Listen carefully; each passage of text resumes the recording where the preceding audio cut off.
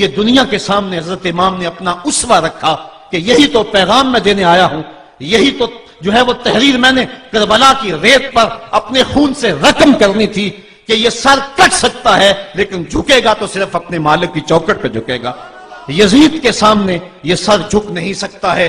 تو حضرت امام حمام رضی اللہ تعالیٰ عنہ نے کربلا کے تپتے ہوئے ریگزار میں جب 72-73 لاشیں خیموں کے سامنے پڑے تھے اور اتنے زخم کلیجے پہ تھے، راوی کہتا ہے کہ جب آپ کی قمیض اتاری گئی تو 113 سوراخ اس میں تیروں کے تھے، 33 زخم نیزوں کے تھے، 34 گھاؤ تلواروں کے تھے، اتنے زخم جسم کے اندر اور جسم چور ہے زخموں سے۔ لیکن حضرت امام حسین نے جب پیشانی سجدے میں رکھی تو آخری لفظ یہ تھے، اللہم رضن بقضائک وصبرن علی بلائک تسلیما لامرک سبحان ربی الاعلی۔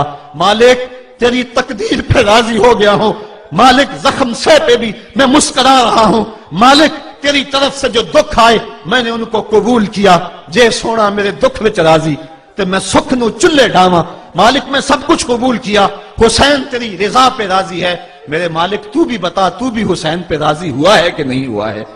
آواز آ رہی تھی اس پیاسے پر علی شیر خدا کو ناز ہے، اس نواسے پر محمد مصطفیٰ کو ناز ہے، اوروں نے بھی سجدہ کیا پر اس کا عجب انداز ہے، اس نے وہ سجدہ کیا جس پر خدا کو ناز ہے۔ اے حسین ابن علی تم پر سلام، نازش آل نبی تم پر سلام۔ آج لہجہ بھی دم توڑ رہا ہے اور سورج بھی درد غروب سے زرد ہو رہا ہے، وقت کے دامن میں گنجائش نہیں کہ میں اس مضمون کو چھیڑوں، آؤ ہم سلام کرتے ہیں۔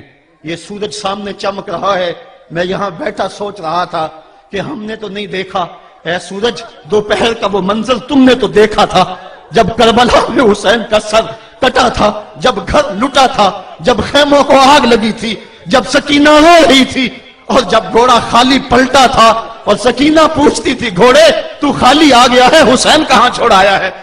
آج یہ سورج یہ چمک چمک کے وہ ہمیں کہانی سنا رہا ہے اور ہمیں پیغام دے رہا ہے کہ نبی کے نام پہ حسین نے تو سر کٹا دیا، آج تم کہتے ہو دین پہ چلنا بڑا مشکل ہے، تم شور ڈال رہے ہو، جن کے لیے مسجدوں میں قالین بچھے ہوئے ہیں، گرم پانی دستیاب ہے اور ان کے لیے مسجدوں میں آسائشیں موجود ہیں، اور پھر بھی وہ کہتے ہیں دین پہ چلنا بڑا مشکل ہے۔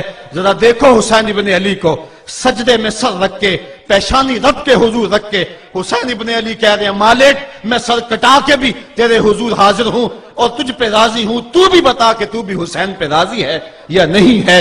اے حسین ابن علی تم پر سلام، نازش آل نبی تم پر سلام، تم پہ لاکھوں رحمتیں لاکھوں سلام، اے شہیدان محبت کے امام، لالا گوں لالا بدن لالا چمن، اے چمن اندر چمن اندر چمن، زندگی ہی زندگی تیری حیات، اے حیات اندر حیات، افتخار ملت بیضا ہے تو، رب کعبہ کی قسم یکتا ہے تو، فخر کا دل میں دریچہ باز کرنا چاہیے، جن کا تو آقا ہے ان کو ناز کرنا چاہیے۔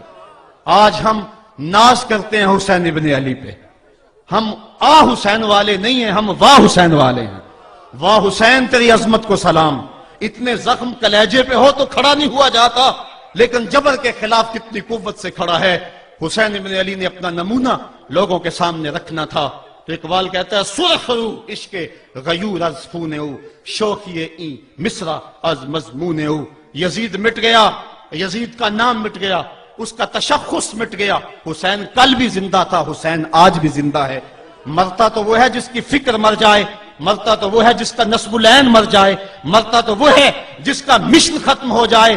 حسین کا نصب العین زندہ، حسین کی فکر زندہ، حسین کا مشن زندہ، حسین زندہ، حسین کا نانا بھی زندہ۔ آج بھی ہزاروں کروڑوں اربوں انسان حسین کا نام لے کے جی رہے ہیں۔ میں کہتا ہوں اگر کوئی یزید کا نام بھی لیتا ہے تو وہ سر جھکا کے دیتا ہے۔ کیسا تمہارا لیڈر ہے جس کا نام لیتے ہوئے بھی تمہیں شرم آتی ہے؟ نام لینے سے پہلے سر جھکاتے ہو، نام لیتے ہوئے پسینہ پسینہ ہوتے ہو، نام لینے کے بعد منہ چھپا لیتے ہو۔ تمہیں اپنے قائد اور اپنے لیڈر کا نام لیتے بھی شرم آتی ہے، اور جب ہمارے لبوں پہ نام حسین آتا ہے ہمارا قد اونچا ہو جاتا ہے، ہمارا سر فخر سے بلند ہو جاتا ہے۔ فخر کا دل میں دریچہ باز کرنا چاہیے، جن کا تو آقا ہے ان کو ناز کرنا چاہیے۔ تو حسین ابن علی نے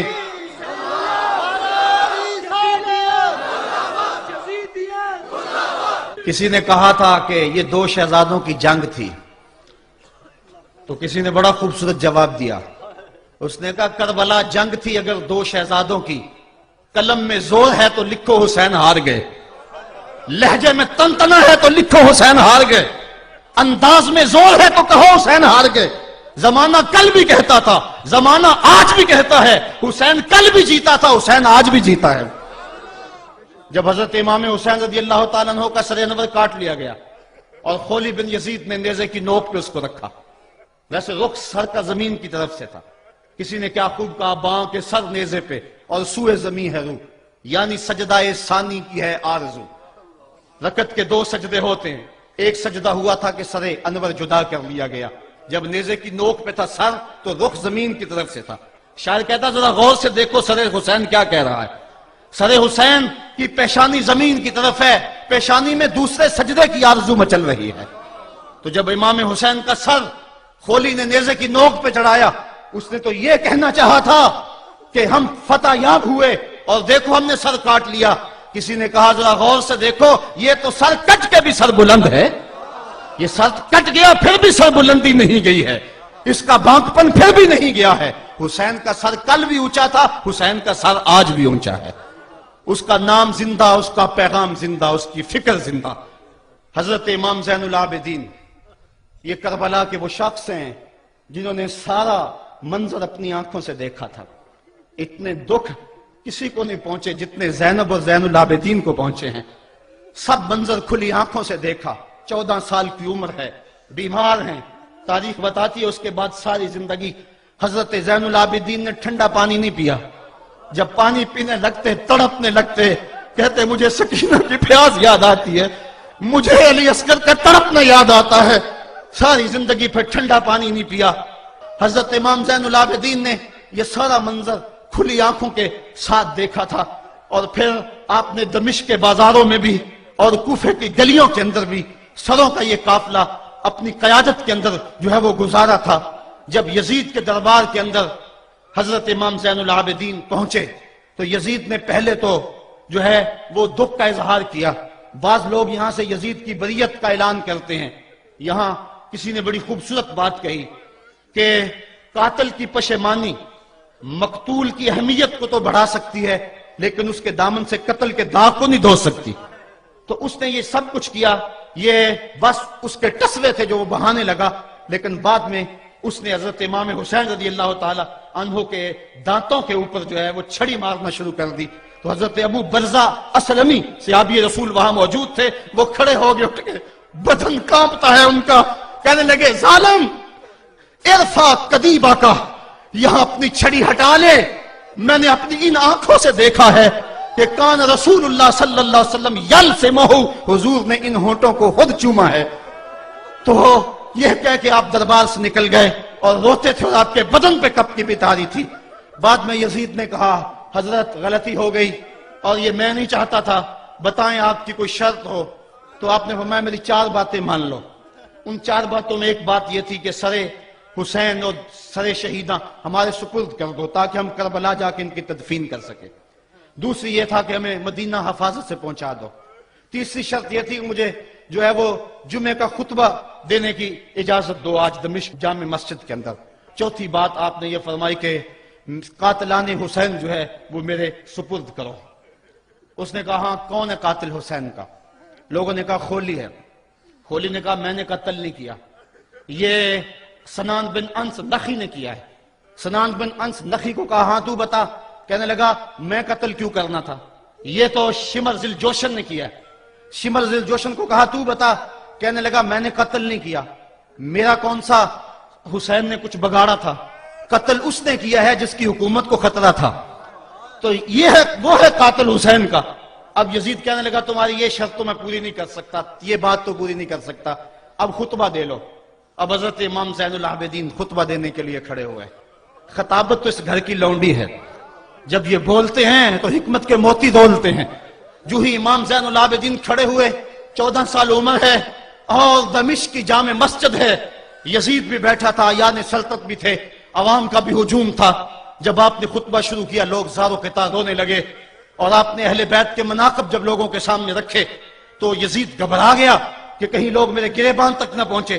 اس نے مؤذن کو اشارہ کیا جلدی جلدی اذان پڑھو. تو جب اس نے کہا اللہ اکبر اللہ اکبر تو حضرت شہزادہ زین العابدین نے کہا کہ اس کے اندر کوئی شک نہیں کہ اللہ سب سے بڑا ہے. جب شہادتین کا کہا اشہد ان لا الہ الا اللہ، حضرت امام زین العابدین نے اس کے جواب کے اندر کہا ہاں ہاں اللہ کے علاوہ کوئی معبود نہیں ہے، اس کی گواہی ہم نے خون سے دی ہے، ہم نے اپنے لہو سے دی ہے اس کی گواہی. اور پھر اس کے بعد جب اشہد ان محمد رسول اللہ پہ لفظ آئے تو حضرت امام زین العابدین نے کہا یزید دیکھ اب اذان کے اندر تیرے نانے کا نام ہے یا میرے نانے کا نام ہے؟ آج بھی منبر پہ میرے نانے کا نام ہے. تو یزید مر گیا، اس کا نام مر گیا، اس کا تشخص مر گیا. حسین کل بھی زندہ تھا، حسین آج بھی زندہ ہے. حسین کربلا کے تپتے ہوئے ریگزار میں بھی زندہ تھا، کوفے کے بازار میں بھی زندہ تھا، اور دمشق کی جامع مسجد میں بھی زندہ تھا، مدینے میں بھی زندہ، مکے میں بھی زندہ، کابل میں بھی زندہ، کندھار میں بھی زندہ، قلعہ جنگی میں بھی زندہ، تورا بورا میں بھی زندہ، موصل میں بھی زندہ، بغداد میں بھی زندہ، غزہ کی پٹی میں بھی زندہ، فلسطین میں بھی زندہ. آج حسین کی زندگی اور حسین کا باقپن دنیا کو بتا رہا ہے، بش کو بتا رہا ہے تیرے منہ پہ تماچا حسین مارے گا. زمانہ بتائے گا کہ حسین کل بھی زندہ تھا، حسین آج بھی زندہ ہے. حسین کی فکر لے کے اٹھو اور پوری دنیا پہ چھا جاؤ اور زمانے کو بتاؤ کہ ہم حسین ابن علی کے سپاہی ہیں. صرف محرم کے دن آنسو بہا لینے سے کچھ نہیں ہوگا. کیا صرف محرم حسین کا مہینہ ہے؟ نہیں، سب پورا سال حسین کا ہے، پوری زندگی حسین کی ہے، پورے زمانے حسین کے ہیں. یہ صرف عاشور کا دن یا عاشور کی شب ہی حسین کی نہیں، سارے زمانے حسین کے ہیں. کل بھی حسین کا تھا، آج بھی حسین کا ہے، کل بھی حسین کا ہوگا. آؤ اٹھیں، قرآن کو لے کر کے حسین ابن علی نیزے کی نوک پر بھی چڑھ کے قرآن سنایا، اور آج ہم اسی قرآن کی دعوت کو لے کر کے اٹھیں اور حسین ابن علی کے پیغام کو گھر گھر